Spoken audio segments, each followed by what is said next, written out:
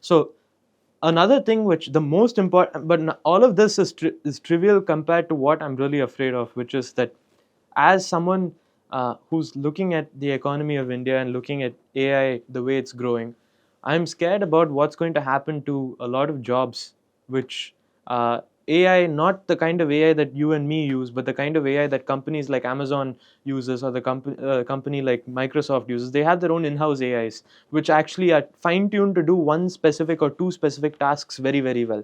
So I'm scared to see what's going to happen to people like people who do a lot of grunt work when it comes to coding or something, which doesn't require a lot of high level thinking.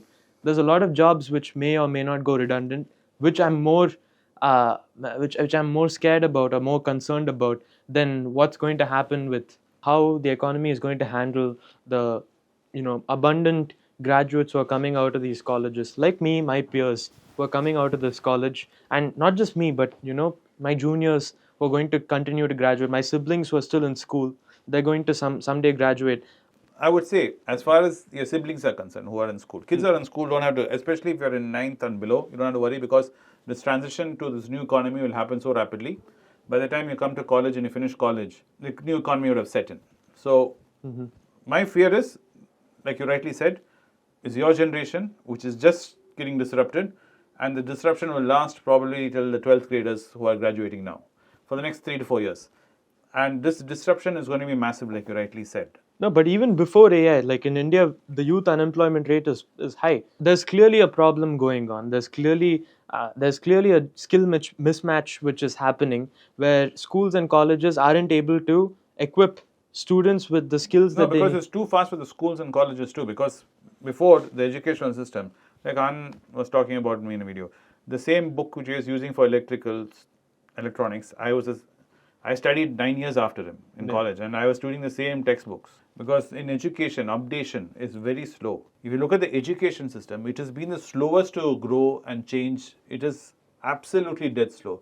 The same textbooks we are using in first standard, second standard, third standard, we're still insisting on sitting and writing things out. Yeah. Now, who in our current crop, last time I sat and taken a pen and written? Me and you, yes, we love journaling. So we sit and write because of our own interest. But you ask, when was the last time you took a pen and wrote, man? 5 to 10 years. Yeah, okay. We got a rare breed amongst us. My friend Arun over here sits and still writes, pens letters out, love letters supposedly, with his own hands. So respect to him. Anyway, by and large, majority of us still don't. So that way, if you look at it, the transition has been very slow. And on top of it, we had the pandemic, which made the disruption even more painful. So I don't think the problem is an education system. I mean, for the future is AI. I think it's just that we are not very nimble when it comes to education system. No, but and at least maybe it's my own personal block, but because I haven't seen there's no precedence for this apart from, let's say, the Industrial Revolution, which is the last big disruption. When we had Industrial Revolution, schooling itself was like AI now. No one went to school. You know, it was thought of as a luxury to go to school. Most people, when you were born, you were an agrarian society by and large. Most of us were farmers. You worked out in the farm, and you could get into the taking care of the farm with your family and all that. Yeah. You would not transition to going to school. So going to school itself, primary school itself was a luxury. Then slowly, like you said, industrialization happened and schooling became rampant. Everyone was going to school. Yeah. From there, what became rampant was further education. Everyone finished school and college, like during your grandfather's time, my father's time, college was thought of something like, oh, you're very lucky to go to college.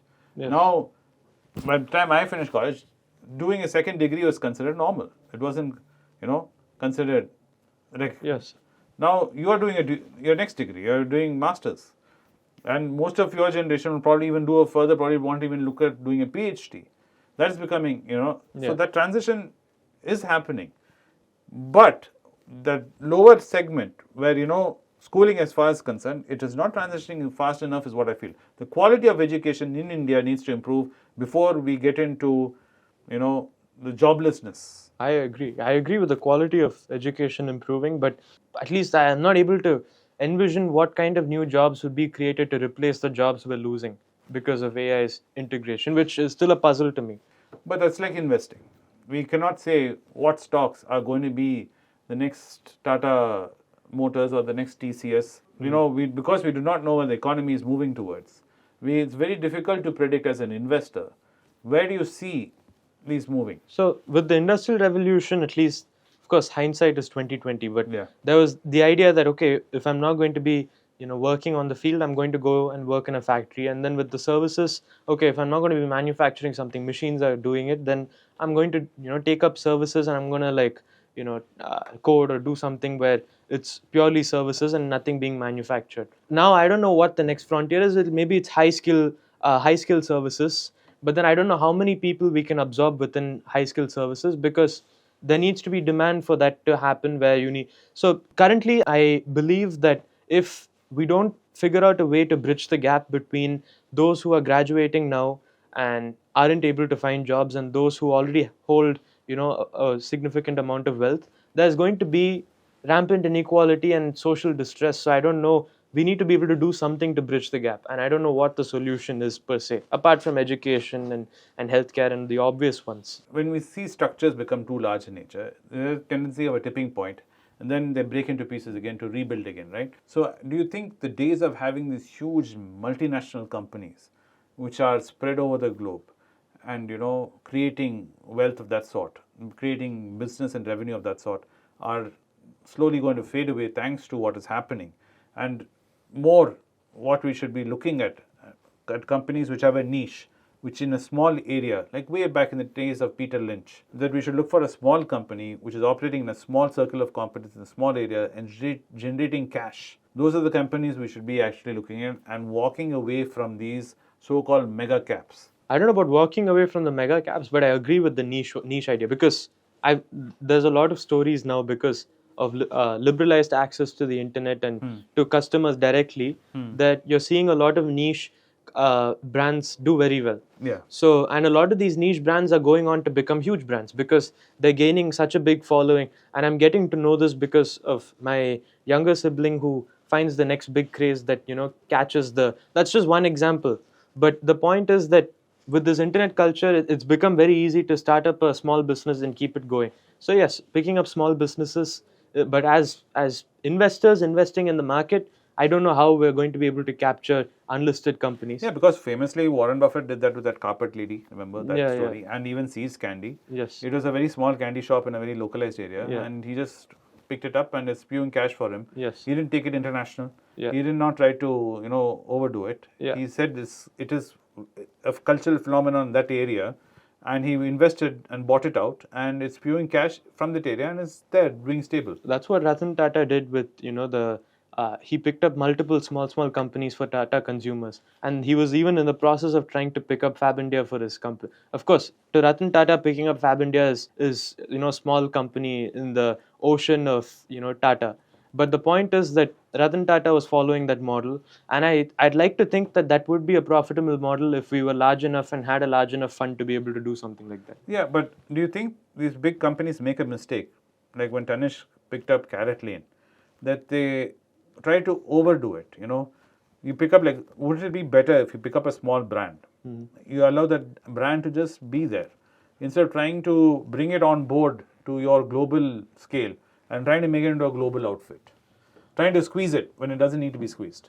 I say yes and no. I guess there are small brands which have the capability and capacity to maintain the quality that they offer and their selling point if scaled up. And of course, like you say, a mom and pop shop whose main selling point is that they're a mom and pop shop, and you're going to be able to walk in, everyone sitting there, and they know your entire life, they know your children are in college or something. That's their selling point. Of course, you can't scale that up. But there are companies which can be, which are small and have the niche thing going for them. But if you acquire them, that you meaning someone like Ratan Tata or the like acquires them and then tries to scale them up because the business model is solid, they have a good quality, they know exactly how to produce something that people want, and if people are willing to buy, I don't personally see a problem in it, as long as, like I said, the USP is not that that close-knit family type situation. Anyway, that was an interesting conversation I had with Shashwat, which is what we're talking about a lot of this off camera. So that's why I turned the camera on and I pulled him on, and we had this conversation with you guys on camera too, where we spoke about from Stephen Colbert, and how corporates make decisions based on money, and it's not political as most of you think it is.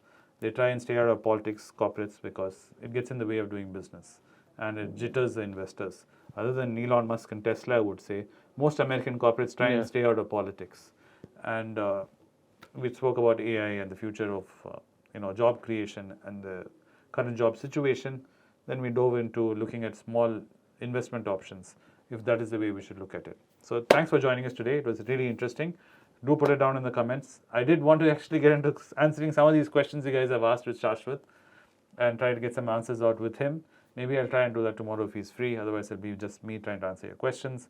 I'm sorry. It's been more than 5-6 videos I've been saying this. I will answer your questions. But I do have to capitalize the opportunity I get with Anand and Shashwat, and they do appear because you guys do miss them. So that's the main reason I pulled them in today and didn't do the Q&A. So tomorrow I'll definitely try and do the Q&A if Shashwat is free. I'll bring him on board too, and we'll get some questions answered. To promise tomorrow, unless Anand comes in with something great, or if Trump does something crazy, and then definitely we'll have to talk about that too. The link for the form is down below, the Google form. Do fill it out if you're interested in recommendations, the US and Japanese patas list below, and we'll have that my team will reach out, or I will reach out soon and get you sorted out for that too. Thanks for being with us on Be Rich. Hope you have had a wonderful day which part of the world you're watching from. From here in Chennai, all of us are wishing you a great evening. Good evening. Thank you.